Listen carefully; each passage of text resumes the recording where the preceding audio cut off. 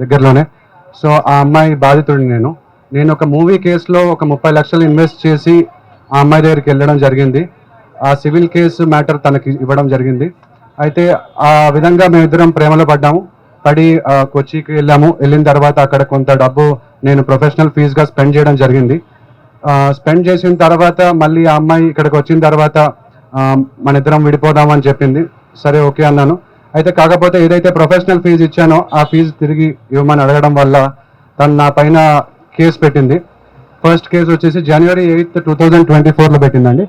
Teams police వాళ్ళు వచ్చి మా ఇంటికి నా టేబుల్ మీద ఉన్న 4 గ్యాజెట్స్ అన్ని కూడా 2 ఫోన్స్ 2 ల్యాప్టాప్స్ హార్డ్ డిస్క్ అంతా కూడా సీజ్ చేసేసారు without giving a Caesar report. So basically ఇప్పుడు మనం చూస్తే బైక్స్ కానీ కార్స్ కానీ వెళ్తున్నాయి, ఇక్కడ ట్రాఫిక్ పోలీస్ వాళ్ళు ఆపారు అనుకోండి. ఆపినప్పుడు వాళ్ళు చలాన్ ఇవ్వకపోతే అంటే దాని ఉద్దేశం ఏంటి, బేసిక్లీ బ్రైబ్ కోసం అనే మెయిన్గా ఉంటుంది. సో అదే విధంగా వాళ్ళు సీజర్ రిపోర్ట్ అనేది నాకు ఇవ్వకుండా నన్ను పోలీస్ స్టేషన్కి తీసుకెళ్లారు. టీమ్స్ పోలీస్ స్టేషన్ ఖైరతాబాద్కి తీసుకెళ్లారు. సాయంత్రం 4 గంటల నుంచి రాత్రి 11 గంటల వరకు అక్కడే ఉంచారు. నాకు అంటే నేను ఒక ఐటీ ఎంప్లాయీ, నా గ్రాస్ శాలరీ 36 lakhs ఉండేది. సో ఆ జాబ్ కూడా పోయింది పర్ఫార్మెన్స్ ఇష్యూ వల్ల.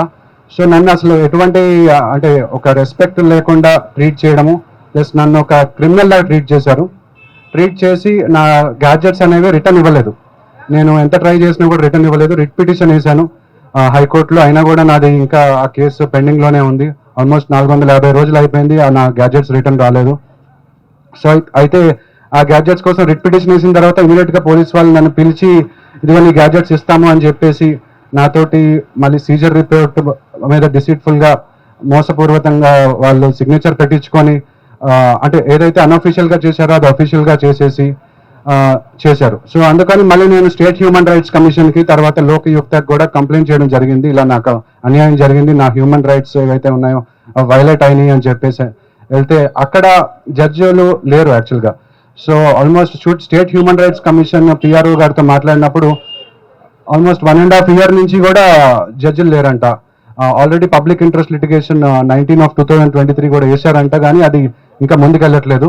అదేవిధంగా లోకయుక్తకి వెళ్ళినప్పుడు అక్కడ కూడా జడ్జిలు లేరు. సో లాస్ట్ 3 months నుంచి లేరు. మన కేసు అనేది అక్కడే పెండింగ్లో ఉండిపోయింది. సో అందుకని ఈ రోజు మనం ఆ జడ్జిల అపాయింట్మెంట్ కోసం అని చెప్పేసి, అలాగే శేఖర్ భాషా గారు చెప్పినట్టు అమ్మాయిలకే కాదు అబ్బాయిలకు కూడా అన్యాయం జరుగుతుంది. సో టీమ్స్ అలాగే నేషనల్ కమిషన్ ఫర్ మెన్ కూడా పెట్టాలని చెప్పేసి, అదేవిధంగా కొన్ని స్టేట్స్లో ఆల్రెడీ పోలీస్ కంప్లైంట్స్ అథారిటీ ఉంది, కానీ దౌర్భాగ్యంగా మన స్టేట్లో తెలంగాణలో లేదు పోలీస్ కంప్లైంట్స్ అథారిటీ అని. అంటే పోలీసులు ఎవరైనా ఒకవేళ దౌర్జన్యం చేస్తే వాళ్ళ మీద కంప్లైంట్ ఇవ్వడానికి పోలీస్ కంప్లైంట్స్ అథారిటీ పెట్టాలి అని సుప్రీంకోర్టు ఆల్రెడీ ఇచ్చింది గైడ్లైన్స్, కానీ ఆ పోలీస్ కంప్లైంట్స్ అథారిటీ అనేది లేదు.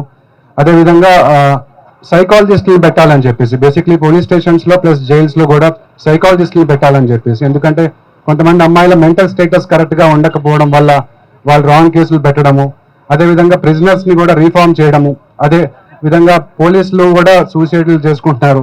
ఆ విధంగా కూడా మనకి ఈ సైకాలజిస్టులు పెట్టాలి అని చెప్పేసి, ఈ మధ్య మనం చూసాం సినిమా కోర్ట్ మూవీ అని చెప్పేసి, దాంట్లో పాక్సో కేసు మీద రాంగ్గా హీరోని జైల్లో పెడతారు.